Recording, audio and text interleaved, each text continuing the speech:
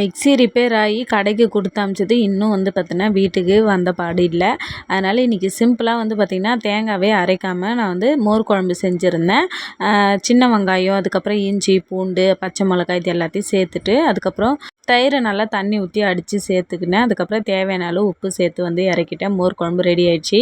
இங்கே பொரியல் வந்து பார்த்திங்கன்னா கேரளாவில் எப்போவுமே இந்த மாதிரி எல்லாத்தையுமே காய், அதுக்கப்புறம் பச்சை மிளகா, உப்பு, மஞ்சத்தூள் எல்லாத்தையுமே சேர்த்துப்பாங்க. அதுக்கப்புறமா எண்ணெய், கடுகு சேர்த்துட்டு கருவேப்பிலை சேர்த்துட்டு நம்ம கட் பண்ணி வச்ச காயும் சேர்த்துட்டு நல்லா வந்து மூடி போட்டு கலரி விட்டு இறங்குனா பொரியல் வந்து ரெடி ஆகிடும். அதுக்கப்புறம் வந்து பார்த்திங்கன்னா இன்றைக்கி நான் கோவக்காய் போட்டும் பொரியல் செஞ்சுருந்தேன். ஆனால் பீன்ஸு செஞ்ச மாதிரி செய்யலை. கோவக்காய் வந்து பார்த்திங்கன்னா கொஞ்சமாக எண்ணெய் ஊற்றி நல்லா வந்து எண்ணெயிலே நல்லா வறுத்து எடுத்துக்கிட்டேன். இந்த மாதிரி நல்லா மொறுன்னு சூப்பராக இருக்கும் தயிர் சாதத்துக்கெலாம். அதுக்கப்புறம் மஞ்சத்தூள், மிளகாத்தூள், உப்பு சேர்த்து இறக்கிட்டேன். ரொம்ப டேஸ்ட்டு சூப்பராக இருக்கும். ட்ரை பண்ணி பாருங்கள்.